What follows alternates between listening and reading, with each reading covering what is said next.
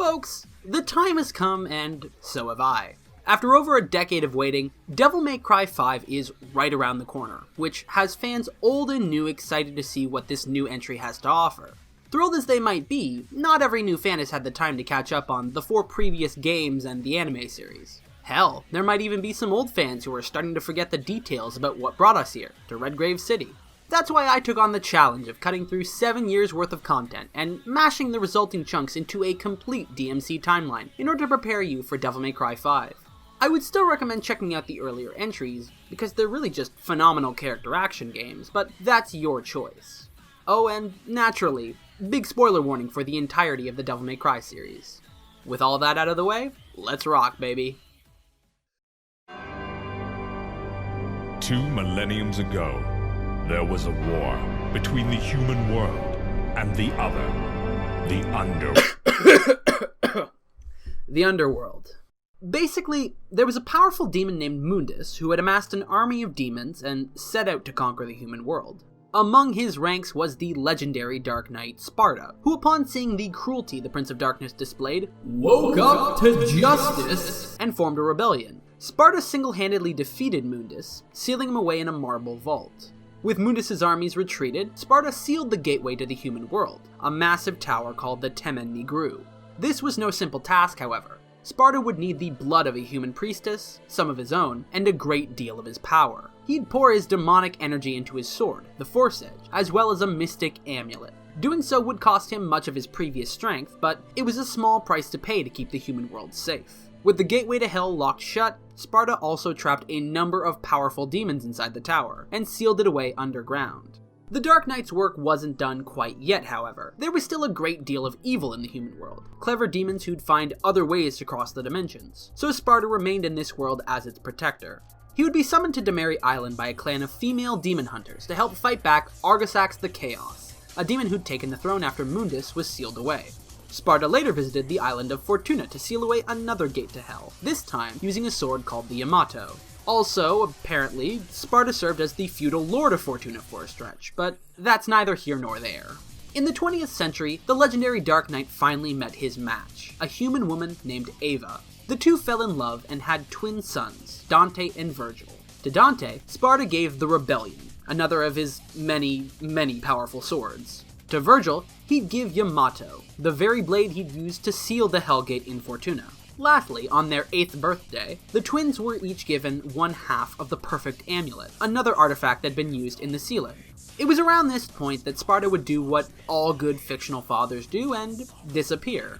His job protecting the human world was never done, and unfortunately, that job would also take his life. Sparda died mysteriously while away from his family, leaving them vulnerable to vengeful demons like Mundus, who'd found a way to communicate with the outside world. Several demons were sent to kill Sparda's family, but Ava sacrificed herself to save the twins, an event that would shape the boys as they grew up. Dante became a demon hunter, whereas his brother Virgil traveled the world in an effort to learn more about his father and gain more power. Years later, Virgil is confronted by a man named Arkham, who helps guide him through the Temen Nigru to obtain his father's power. To do that, however, they need both halves of the Perfect Amulet, so Arkham sends an invitation to Dante. The Temen Nigru then rises out of the ground for Dante to climb. Along the way, Dante meets a mischievous demon named Jester, and an unnamed woman he dubs Lady. Lady's real name is Mary, but she's renounced said name after her father, Arkham, killed his own wife. 'Cause that's what you do when you look like this. So she's here in the Temen Nigru with a rocket launcher named after her mother, Kalina Ann, on a quest for vengeance. While Lady chases after her father, Dante fights his way through several powerful demons, collecting their essences in the form of devil arms. Finally, the brothers are reunited at the top of the tower and slap each other around like only brothers can. All women are queens. If she breathes, she's a thought! Virgil wins this round and steals Dante's half of the amulet. Dante also gets a sword in the chest, which is fine because it helps him unlock his special demon form, his devil trigger. While Dante takes the quickest way to the bottom of the tower, Virgil and Arkham are having some trouble in paradise. Then, when Lady arrives on the scene, she's convinced by a dying Arkham that Virgil was the mastermind all along, which gives her all the motivation she needs to hunt down that blue bastard.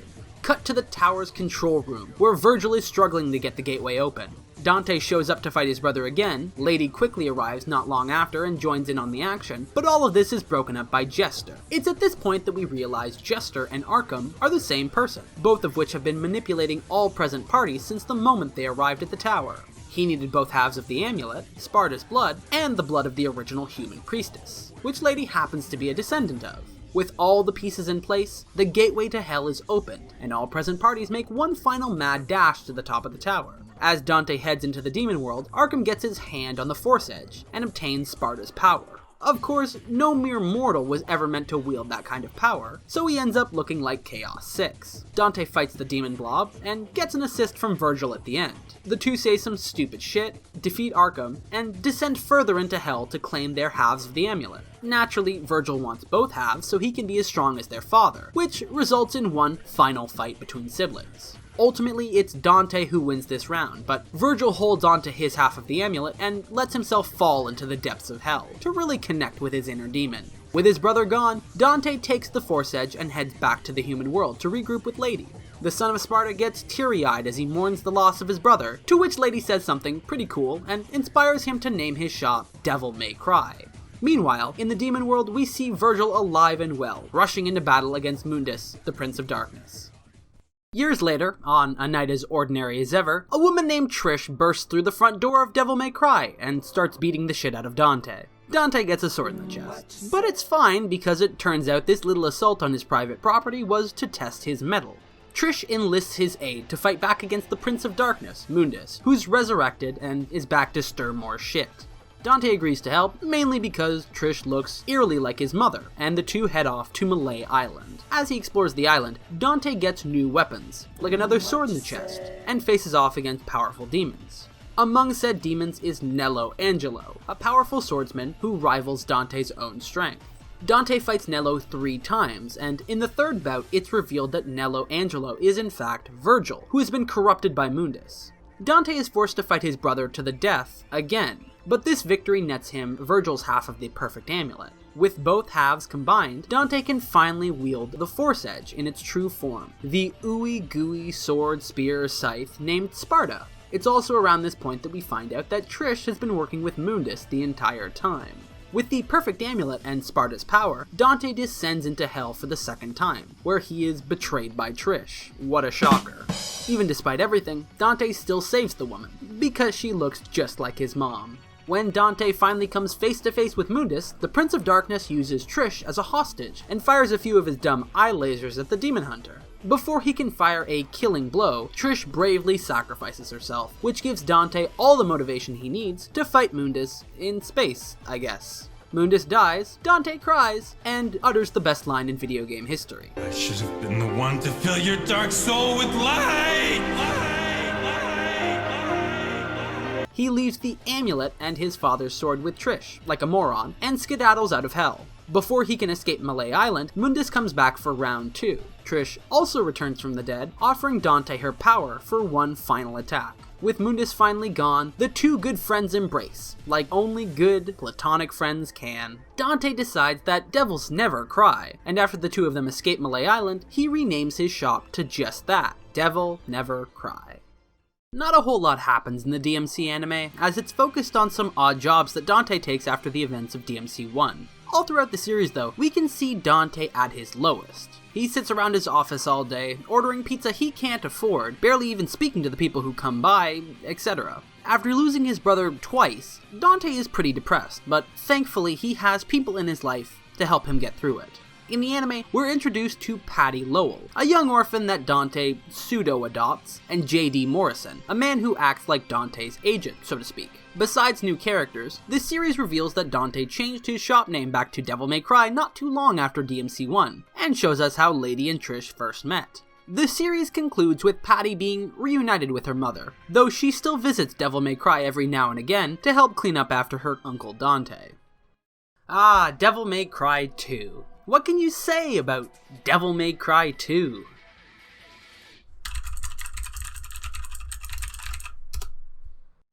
Dante is summoned to Demary Island to help the very same clan of demon hunters that his father helped all those years ago. Along the way, Dante meets Lucia, a demon hunter with a terrible secret, and Mathieu, Lucia's guardian and a woman who once fought alongside Sparda. Mathieu informs Dante that there is some nefarious stuff happening on the island, and a company called Ouroboros is responsible.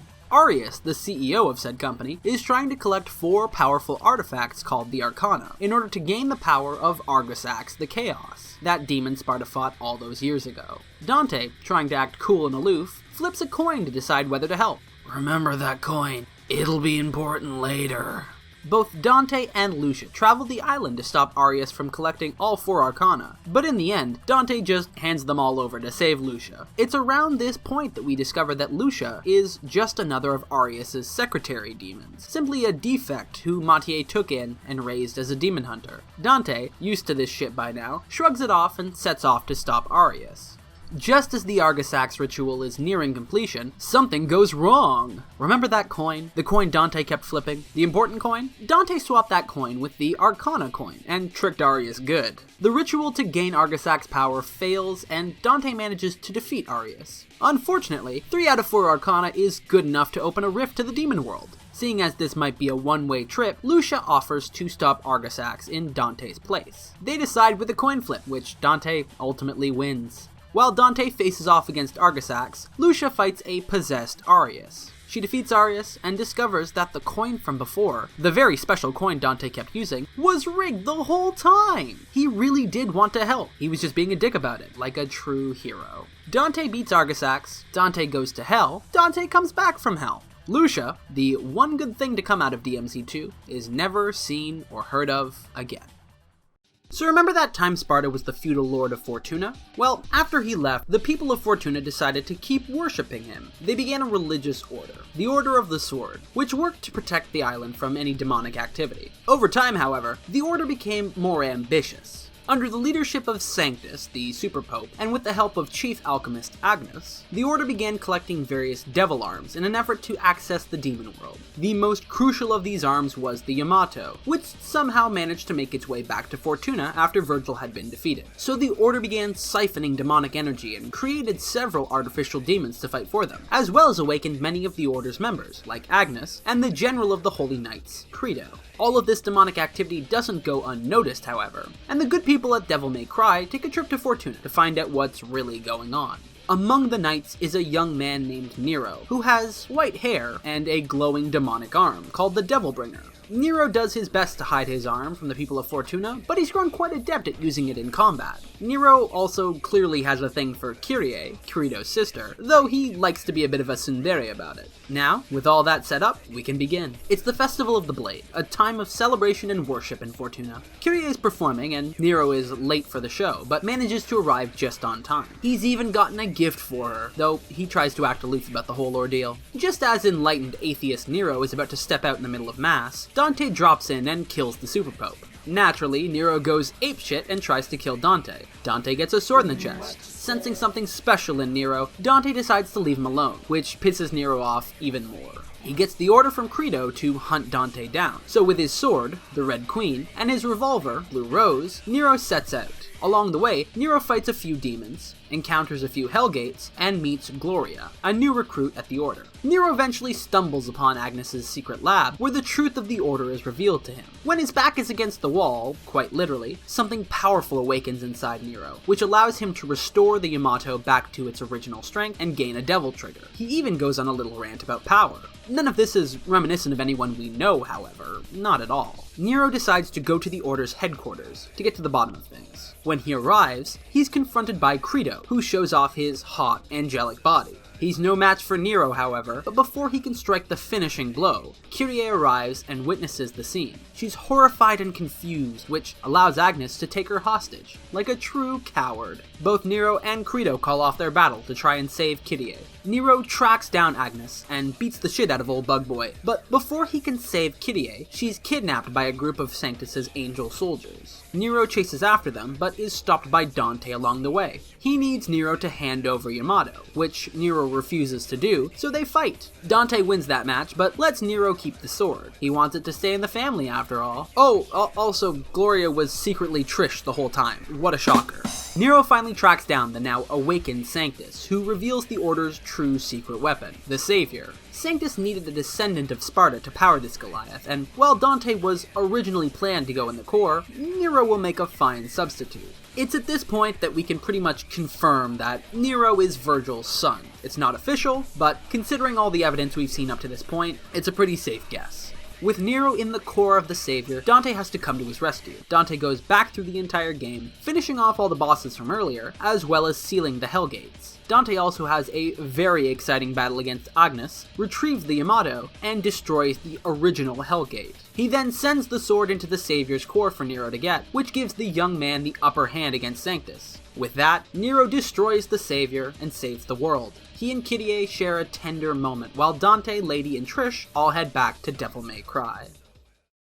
That, my friends, is the entirety of Devil May Cry.